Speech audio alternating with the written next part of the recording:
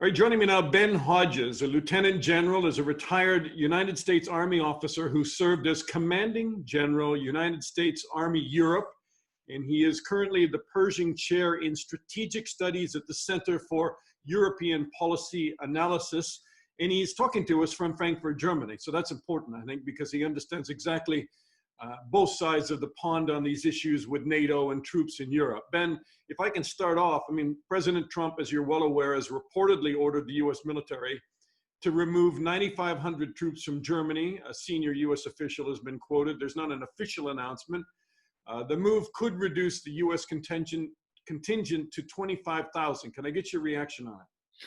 Well, Dana, first of all, thanks for the opportunity. And you're right, it's been reported, but there's been no formal announcement yet. And even people in the Pentagon and at NATO and other headquarters are referring all questions to the White House, which tells me that, this is not tied to any sort of a strategic analysis. This is a purely political calculation. Now, if it's true, then I think it's a colossal mistake because of the damage it does to the cohesion of the alliance, as well as a significant reduction to actual capability that's here in Europe. When you're saying it's political, not strategic, I mean, that plays into the idea that President Trump got angry with the German Chancellor Angela Merkel and said, fine, you're not coming to the G7, we're going to take some troops out of Germany and penalize you. I mean, can you imagine an American president making a decision on something so strategic as military interests in Europe on the basis that he's just angry about a conference, a G7 conference? Well, the timing of this leaves it open to question. I mean, the fact that you've asked that, and I've seen that from others as well, is a reflection of the damaged relationship between the United States and Germany. The fact that somebody, professional journalists and others would automatically connect Chancellor Merkel saying she's not coming to the G7 to a response by the American president like that. I believe that this is something that the former ambassador, Richard Grenell, has been encouraging for several months. I don't know what caused the president to, if he said this, I don't know what caused it to happen right now, but certainly the timing is not helpful with regards to the relationship. Now, to her credit, Chancellor Merkel, of course, has had pretty tough measures in place here in Germany as far as closing down businesses, stopping gatherings. And so for her to then appear in Washington in a closed group kind of setting, you could see that's a difficult position for her, like it would be for any other political leader that has imposed restrictive measures. So I think it was almost impossible for her to accept the invitation. You're saying that the ambassador Grenell, the former ambassador, was pushing this to draw down American troops in Germany. Why? I think the ambassador has, from day one, actually even before he arrived to take office as our ambassador in Germany, he was already advocating for Germany needing to do a lot more as part of its role inside the alliance. And for sure, every president has said that our European allies needed to do more. But there was a particular edge to the ambassador's approach that I actually always felt was counterproductive. And so over the last few months, he has advocated for this, but it reflected, in my view, a misunderstanding or a lack of appreciation for why we have troops in Germany. They're not here to protect Germans. They're forward stationed, just like U.S. Air Force that's based in the U.K. It's not there to protect the U.K. It's forward stationed for our interests. How in our interests? I mean, how does that serve our interests? So, well, number one, our interests are best protected by a strong, cohesive alliance. NATO, not perfect, but still the most successful alliance in the history of the world. And so our contribution to NATO, whether it's air forces, land forces, the Navy, intelligence, missile defense, that's our contribution to the collective defense effort of NATO. So you've got 30 nations committed to each other. that protects America's interest. Secondly, in a more practical way, having bases like Ramstein, for example, in Germany, allows us to project power or to support operations and support presence in Africa and the Middle East. The hospital at Landstuhl, another example of soldiers who were wounded in Afghanistan and Iraq, were flown back into Landstuhl. No telling how many young men and women's lives were saved by having a very large, capable medical center here in Germany. The number of troops that are in Germany, about 34,000 Army and Air Force. I mean, that would not fill up half of a major football stadium in America. So we're talking about actually a very small number of people, but they give us infrastructure, a footprint that allows us to project power as well as demonstrate commitment to the rest of the Allies. When you were the commanding general of U.S. Army in Europe, obviously, part of what your the drills you're running, the strategy you're looking at constantly is a threat from Russia.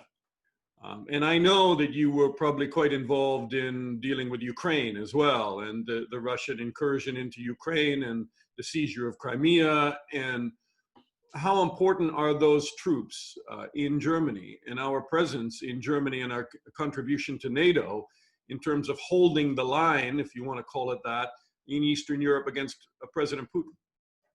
So the deterrence is all about having capability and demonstrating the capability and demonstrating the will to use the capability. That's the whole theory of deterrence. And so if you don't have actual capability there, then obviously you don't have deterrence. Or if you don't demonstrate that you have that capability, you don't have effective deterrence. Unlike in the Cold War, when I was a lieutenant a very long time ago, and we had almost 300,000 troops, you know, the expectation was that, or the threat. 300,000 troops, and now you're down to 34,000. Yeah. So basically, when I was a lieutenant, you know, we had 300,000. The mission was to deter the Soviet Union, protect American interests, and assure America's allies. Today, we have about 30,000 troops, and the mission is to deter Russia, protect America's interests, and assure America's allies. So that presence is an important part of that. But unlike during the Cold War, when the Soviet Union clearly had intentions to conquer, to invade West Germany, we know that from end of the Cold War, studying the plans and so on.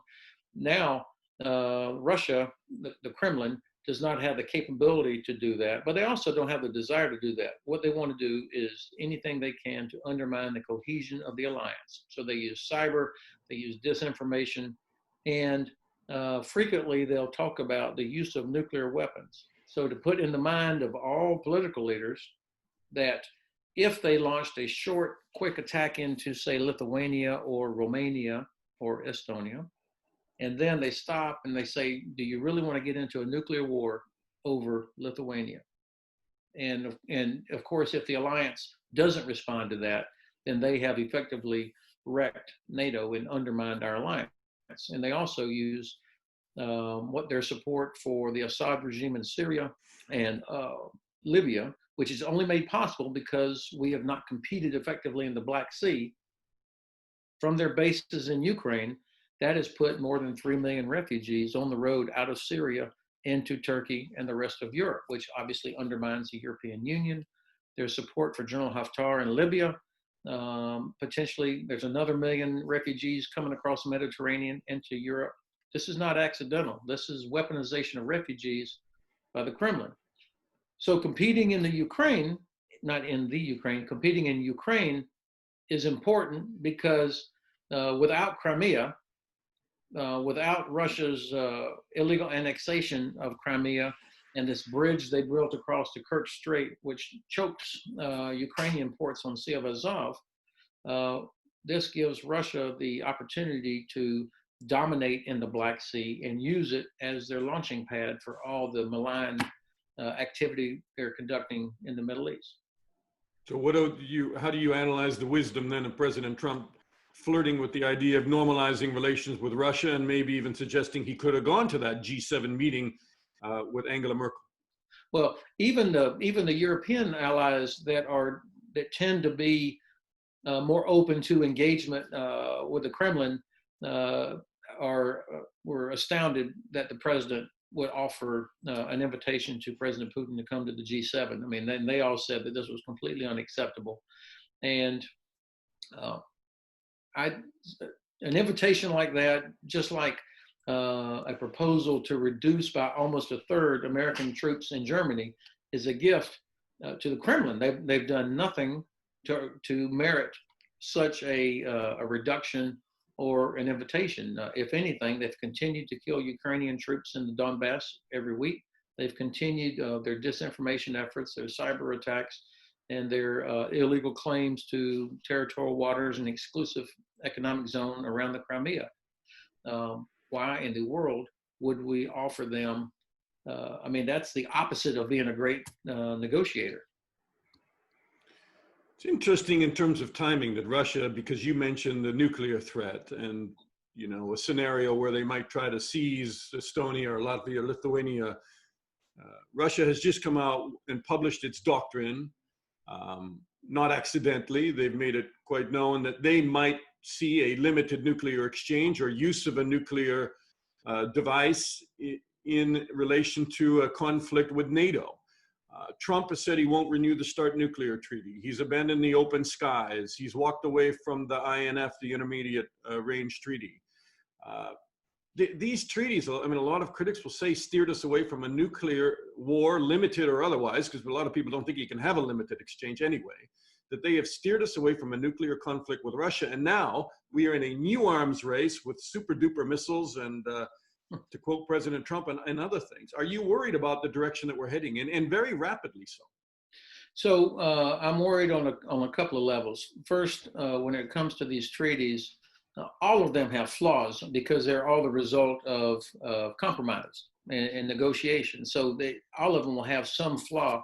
But as you state, the arms control protocols and efforts over the past decades have kept us, even though both sides had thousands of nuclear weapons, we've managed to reduce the risk as well as the numbers. I mean, something like 80% reduction in nuclear weapons overall, 90% reduction of nuclear weapons that were based in Europe. This is not inconsequential. I would much rather that we stay inside treaties as well as international and multilateral organizations and fix them versus walking away from them. I would prefer that the United States lead, not leave. Now, our allies could behave much better. Germany, France, the UK, others, for example, in INF, they knew for years that Russia was in violation of INF. They've known for years that Russia was in violation of Open Skies Treaty.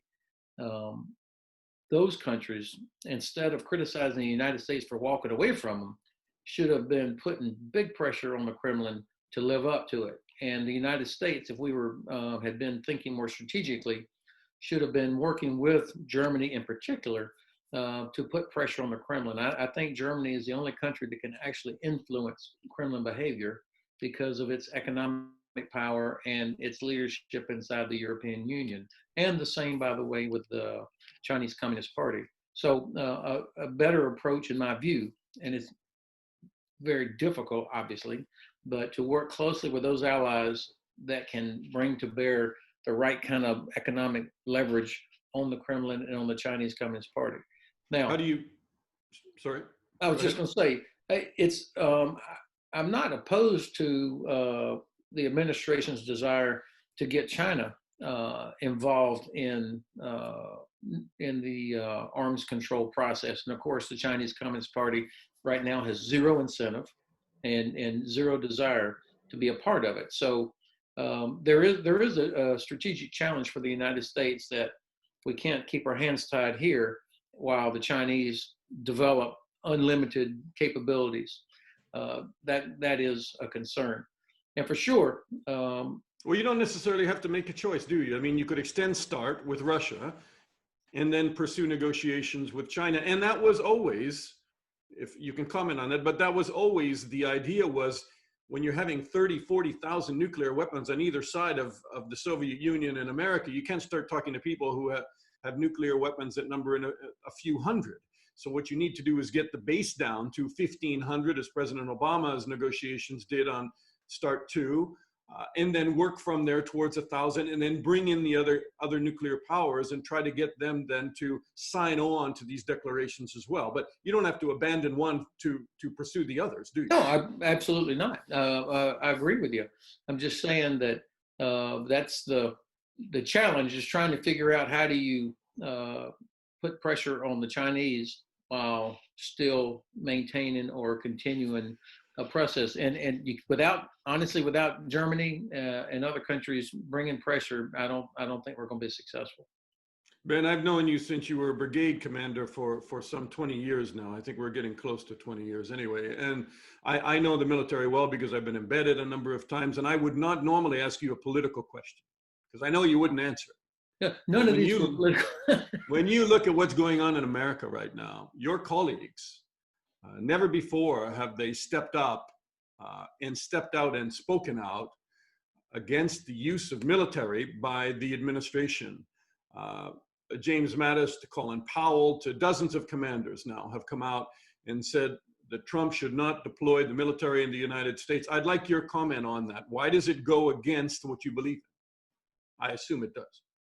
Yeah, of course. You know, I keep a copy of the Constitution. I've had this for decades, actually, because we take an oath to the Constitution all the time. Every time there's a reenlistment or a promotion, or it's something that is so ingrained in our fiber from the time you go through your officer training throughout your entire career. So that's why you see a real anxiety by officers, including retired officers, about what we see.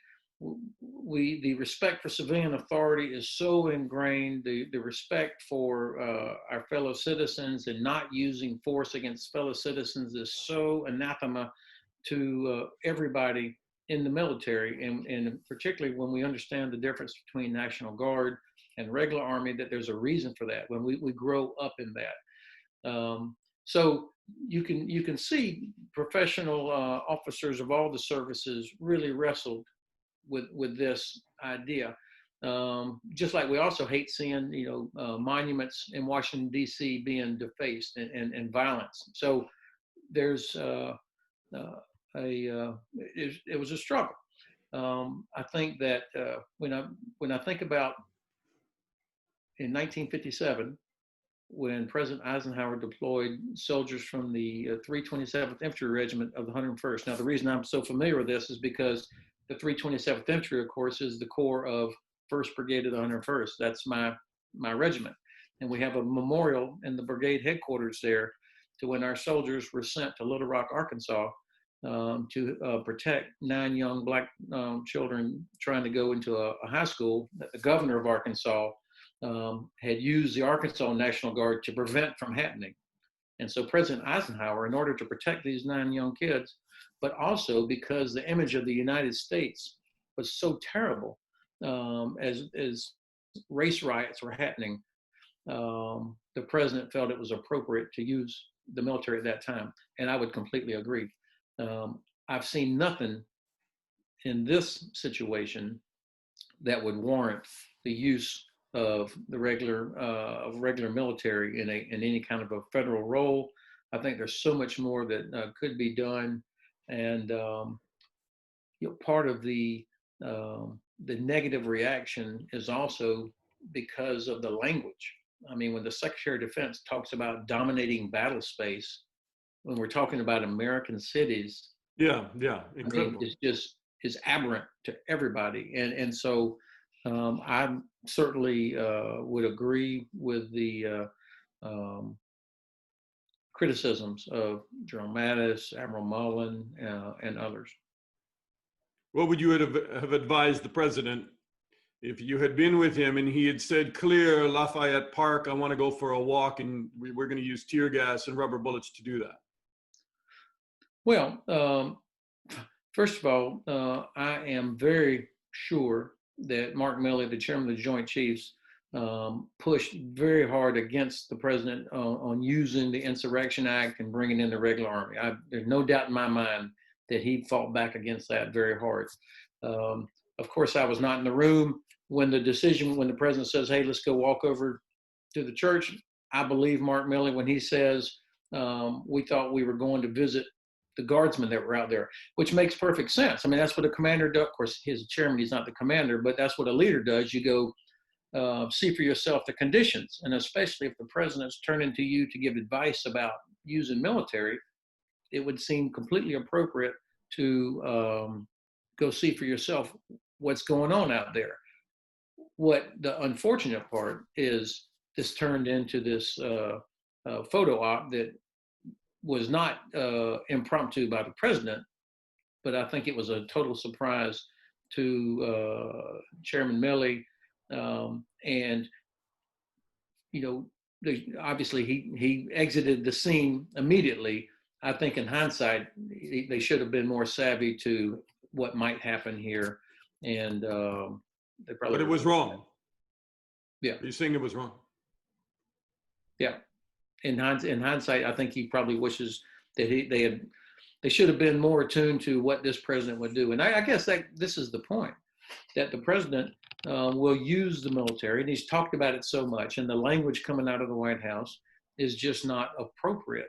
And so I think every officer, and you've seen it probably, you know, every one of the services has reminded everybody about our constitutional responsibilities, legal orders, and there's no doubt in my mind that Mark Milley, I've known him for a very long time, that there have been some serious heated debates and pushback by him on the civilian leadership. And he will, I have great confidence in him and his judgment. I'll just pursue it with one last question and then let you and wrap this up. But philosophically, are you not on a short string to the White House and the president? Or philosophically, what is the command chain there in terms of responsibility to the U.S. military and commanders like yourself? Well, of course, I am retired, so never retired, Ben. It's in your blood. You never retired, but indeed, you are retired, sir. Yeah. So, well, in the Constitution, Article 1 lays out the responsibilities of the Congress. Article 2 lays out the responsibilities of the president. That's not an administrative accident.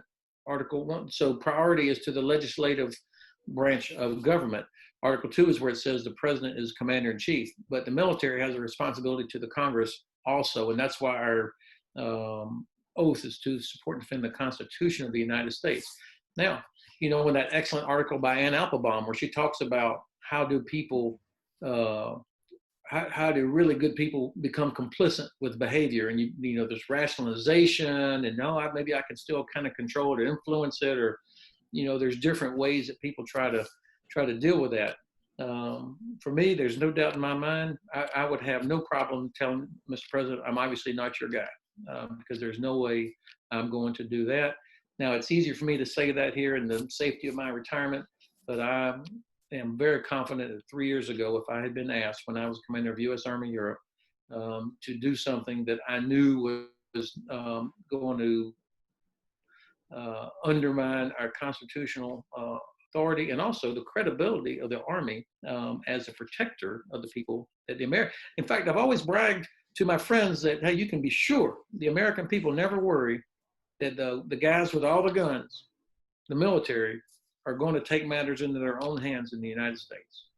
And so that's part of the culture. And I have no doubt I would have lived up to that, whatever the consequences would have been. Ben Hodges, it's a great pleasure to talk to you, sir. You're the Pershing Chair of Strategic Studies at the Center of European Policy Analysis, also fluent in Germany, and you're based in Frankfurt. It's a great gift to be able to get your views on all this. And thanks very much for what you're doing, and thanks for the opportunity.